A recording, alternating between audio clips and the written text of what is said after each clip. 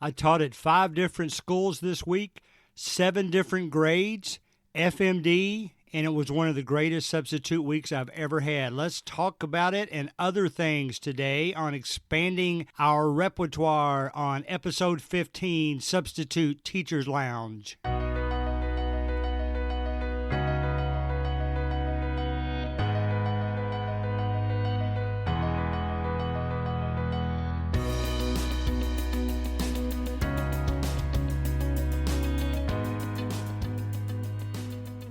Oh man, you cannot believe how great a week I've had. I cannot wait to tell you about it. Let's do a little housekeeping first. Let's remember that my email address is gregcollinssubstitute@gmail.com. You can hit me up at Twitter at @subteachlounge. And then I want you to make use of our Facebook page, also called Substitute Teachers Lounge. In fact, I would especially encourage you to go there now. I had one day at high school this week and saw a poster in the hallway that I would really like to get your comments on it. It didn't shock me, but it was very surprising to me to see this in the hallway. So I would love to know what your general thoughts are about it. I've already heard some from that have already subscribed to that Facebook page. So I would love to know what you have to say. My other big announcement, I am in the process of working with another podcast host to have his podcast that he co-founded with a member of his family that I listen to every week. It is a great resource for teachers. I listen to a lot of teachers' podcasts, but I'll have to admit, I like this one best because it's about resources for teachers. It's done in a way that your kids will absolutely love in your class. I listen to it every week. He knows that I've already used it in the classes I've taught, so I love it a lot. It's only about 15, 20 minutes at the most, and it's perfect for a classroom setting. So I would encourage you all. I'm not going to tell you the name of it right now because I want to, if it doesn't work out for a while for us to do the interview on my podcast with him, then I will tell you what it is because I don't want to delay too long. But he's interested. I have sent him sample questions. I have given him ideas and told him that I'd really prefer we talk about his ideas anyway. So that will be coming up hopefully in the not too distant future. All right, I will have to say that this was by far my most enjoyable substitute week I've ever had, not just because of the students, but because of the diversity in ages, situations, grades. As you heard from the beginning, I ended up substituting for 7 different teachers this week because one of the days was split 3 ways. So it was exciting for me. I tried some things that were a little bit out of my comfort zone that shouldn't have been, but I want to share that with you. First of all, the county school systems were out on Monday here, so I actually got a call from one of our more private schools in my area, and I taught there on Monday. And the reason it was a first for me, it was my first shot at teaching elementary school.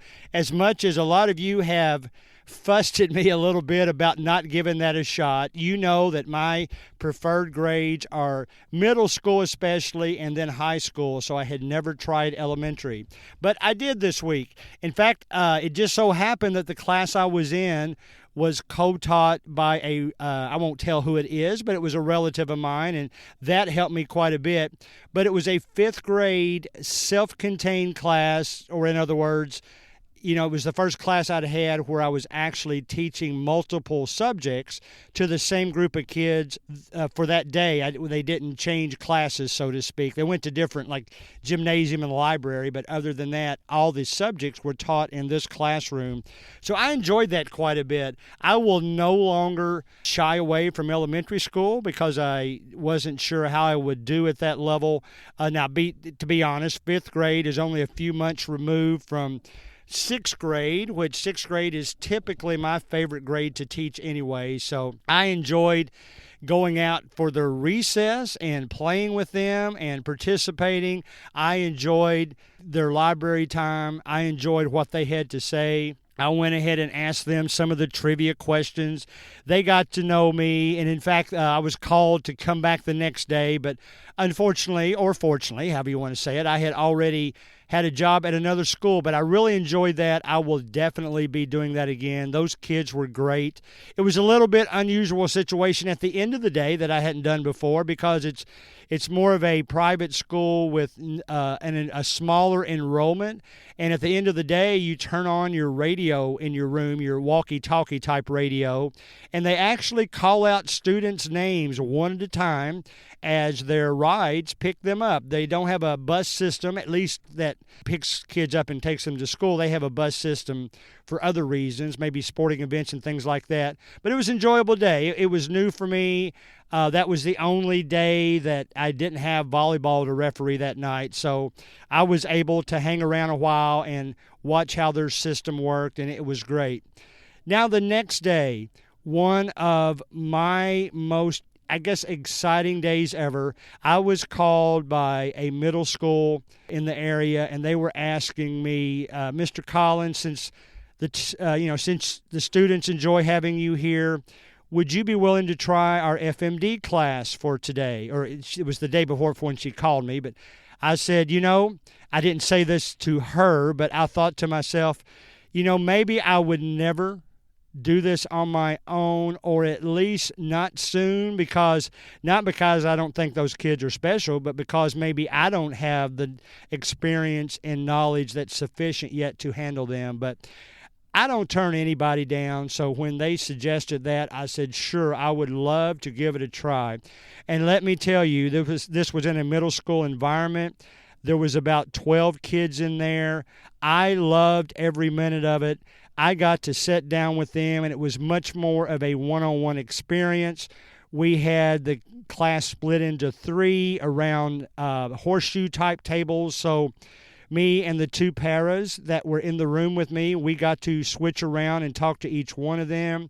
I could tell the kids enjoyed playing games with me, and as I understand, not all the substitutes that they have for that class are, they're more just watching the kids. I enjoy jumping in there and playing with them. We played cards.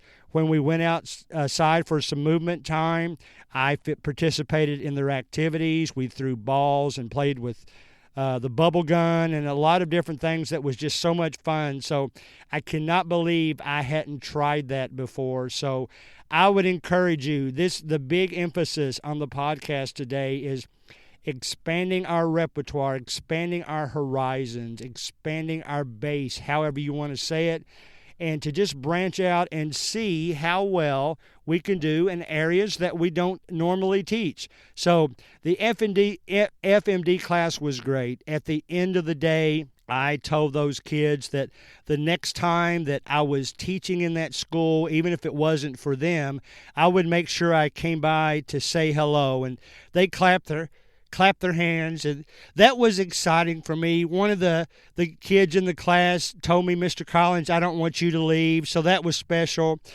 We had some comical moments. I joked around with one of the girls that didn't talk much but had a great smile, and she liked to laugh. And I would poke fun with her a little bit and joke around with her to get her to laugh. And I asked her if she had been drinking my soda that was on the table, and she thought that was funny that I was asking her if she had started drinking my soda, but that was funny. There was some twins in the class, and as I usually do when I meet twins, I just ask them which one was born first. And one of them said, well, Mr. Collins, we're twins. We were born at the same time. And I thought that is the cutest answer I have ever heard in my life. So we had a nice laugh about that. And of course, I know what twins are. I've got twins of my own. So it does, in fact, mean they're born at the same time. So it was just an overall enjoyable experience for me. I would recommend that to everyone. We've talked about FMD and other types of classes on here before. I would encourage you, don't be hesitant. Those kids are so special. They need our attention as well. And when you allow yourself to take advantage of a situation like that, please participate with those kids.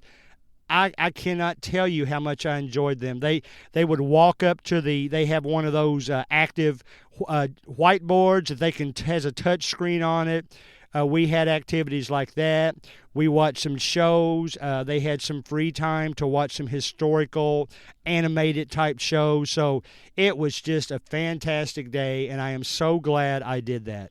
That brings us to Wednesday. Now, on Wednesday, I was back at a school that you've heard me mention that this particular sixth grade class might be my overall favorite to teach because they're just so well behaved. So I got to do that. I was back in an ELA class.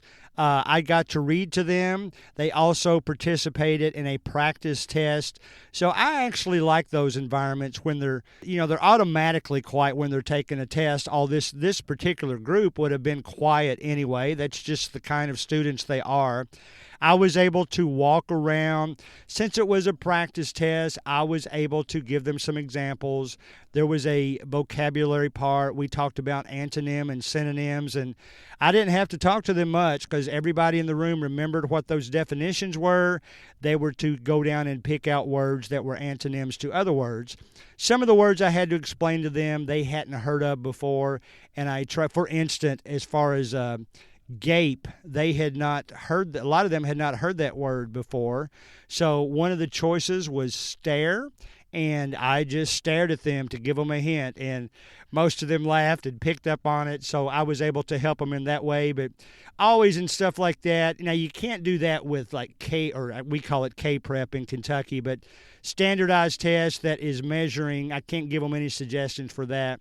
But I like these testing environments where it's either practices or pre-tests so that the regular teacher gets to know what their level of learning is, and that she can adapt that to her class and do those kind of things and be able to teach them well. So it was enjoyable for me to go back and see my favorite class again. Wouldn't bother me if I got to see them every week, but you've heard me say before, I love the advantages when I had the long-term sub for 9 weeks last year. I really got to know those kids. We got really close, and every time we see each other in the hallway, even if I'm not teaching their class, we always have pleasant conversations and memories. In fact, one of those kids from my long-term class was in a class I had this week at another school. His family had moved, so I got to meet him, and we were both excited to see each other. So that I'll talk about that here in just a moment. That was a different school on a different day. But it was enjoyable for me to see these sixth graders. Then came Thursday. I already knew that I was teaching for two different teachers. One was an English teacher. One was a math teacher for two different grade levels. They just happened to get together and call me. They said, Mr. Collins, we know you would prefer a full day. How about you teach a half a day for me in the morning, half a day for this other teacher in the afternoon? And I thought that sounded great. Gave me an ability to see a lot more kids that day. This was in a high school environment. And in fact, in the morning, the teacher got back earlier than he expected, I think, and I got to spend a moment with him, with his students. His son was he had to go to a clinic that day to have a procedure done on his hand, and that teacher described that to me, and it was fascinating, and we were thankful that his son was all right and that he would be back to normal soon. And he shared that whole story with us, so I was glad he did that. These were all seniors. They were pretty laid back. Yes, there is a difference between teaching fifth grade and seniors. One group is a little bit more talkative. I assume you know which group I'm talking about. And I had a good time in that class. Then I had been told in the office that morning that when I got there that my day would have otherwise been two planning periods, one for the first teacher in the morning and another planning period for the teacher in the afternoon. So what they did, and I don't blame them at all, they were running short on substitutes. They needed someone to fill in for one period, my planning period in the afternoon, so I was happy to do that. That was a really intense science class, so I forget exactly what they were doing, but it had to do with chemical research. I learned in that class myself, and those kids were great to talk to, very intelligent. I could tell that They belonged in that class, so I enjoyed that class as well. So I did that for only one period, and we had some free time left. I got to talk to some of the guys that were going to be in a football game in a couple of days. I got to talk to some of the members of the marching band that were in there, because the marching band in the area is actually going to perform in the Macy's Thanksgiving Day Parade. So if you watch that this year and you see a band from Kentucky, you'll know that some of my kids that I taught that day. So that was exciting. I got to see some of the volleyball players and mention to them that I would have their game coming up next week. So that was a lot of fun for me as well. So that was my high school day. And just as a reminder, make sure you go to that Substitute Teachers Lounge Facebook page. I really want you to look at that poster that I mentioned at the beginning of the show and let me know what you think about it. Has to do with a certain activity that you see boys and girls doing in the hallway between classes. So if that gives you a little interest in seeing what it is, then take your time and go ahead and look at that and let me know what you think. I would love for us to fill up our Facebook page with thoughts about that. My final day this week was at a middle school. It was a 7th grade class, so I saw some of the 6th graders I had last year.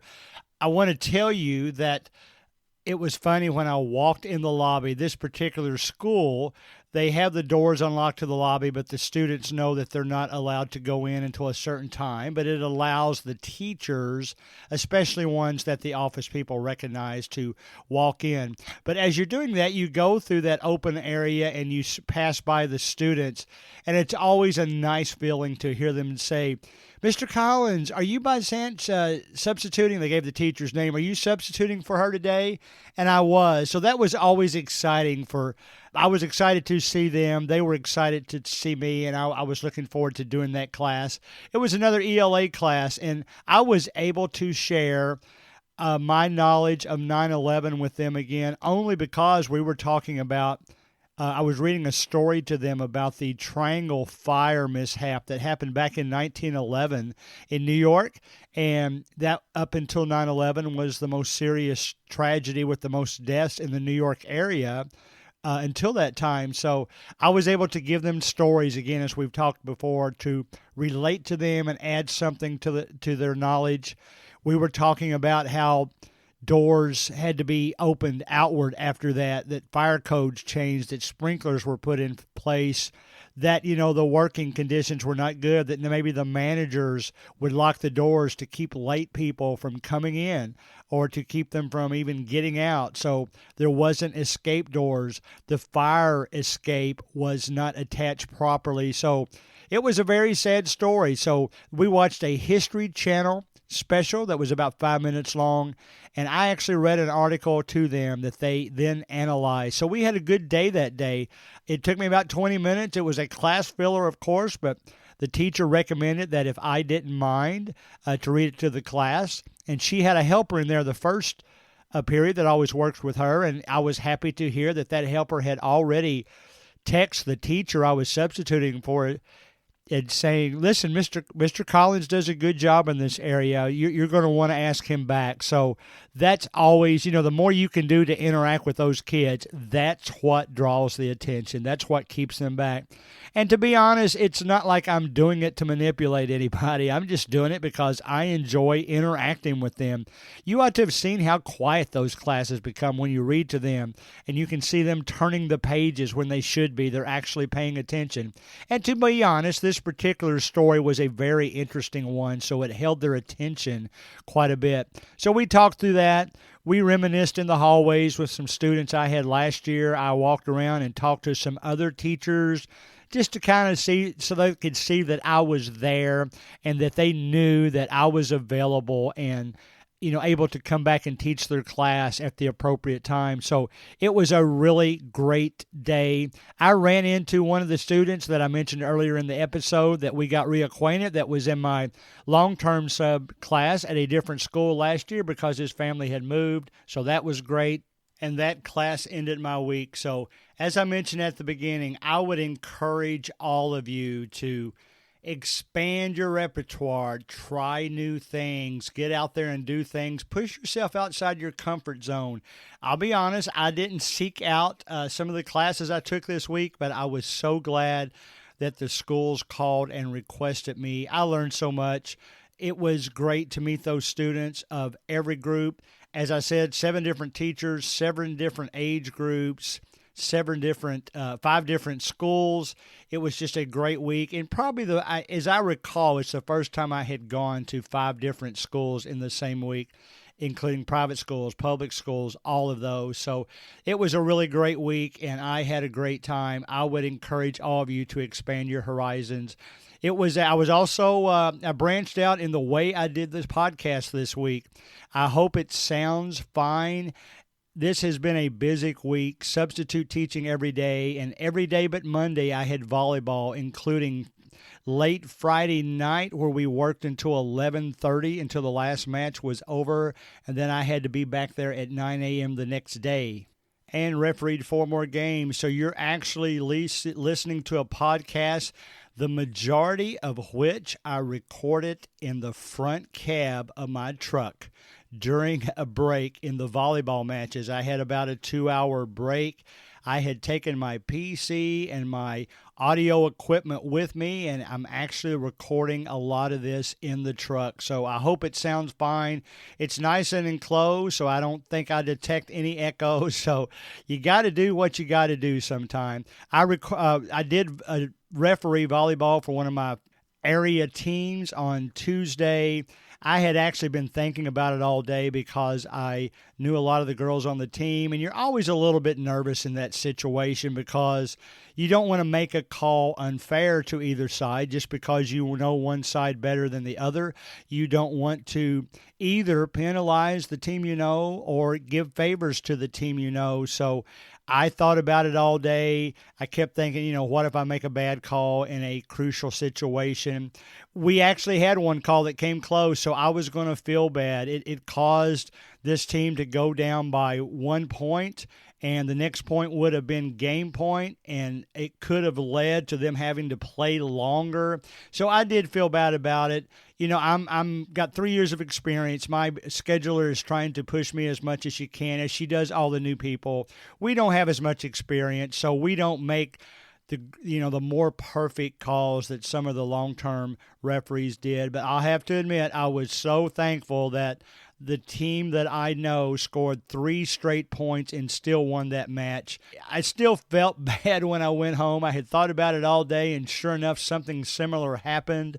I don't know if I made a bad call. I know some of them thought maybe I should have called something that I didn't, and that's okay. I'm sure, and to be honest, some of the rules have changed in volleyball, that it's not quite as strict as it used to be because they're emphasizing continuation of play, so that just to make sure that the referees don't take the game away from the participants.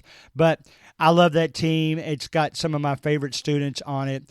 I love all the volleyball players I met this weekend. If you at all can, we have such a shortage of officials. If you at all can become an official and help out in that regard, that's such a great thing for the kids. I had, I told you I refereed 4 games last night, which is Friday night, 4 games today on Saturday. I had players come up to me and start talking to me, and it's not because I'm a great referee. It's just because they can tell I'm a friendly person and willing to talk.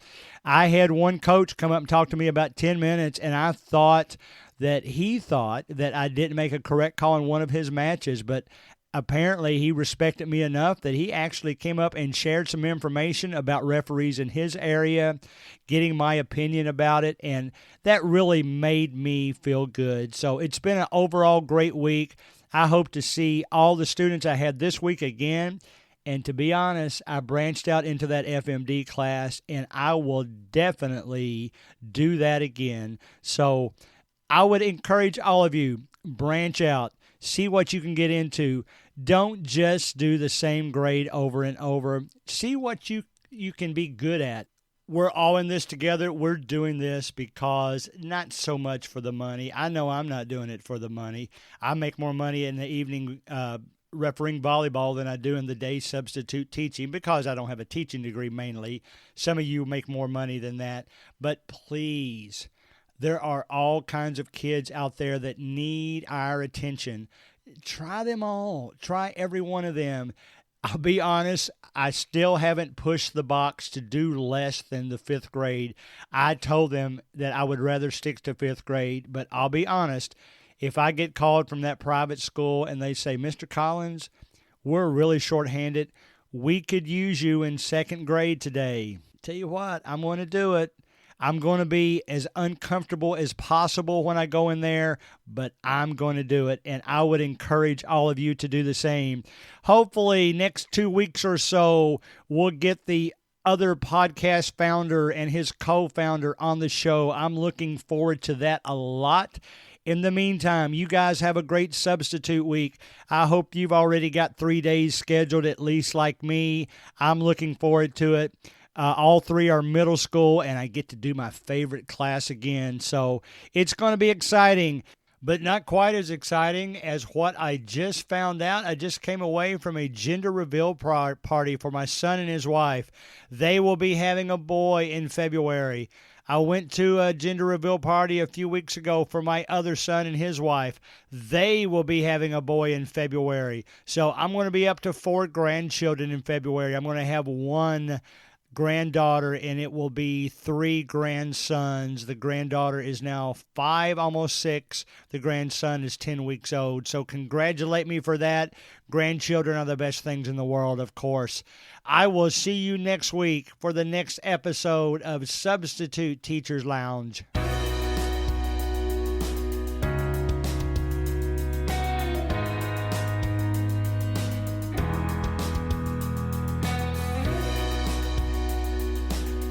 Music provided by Ben Sound.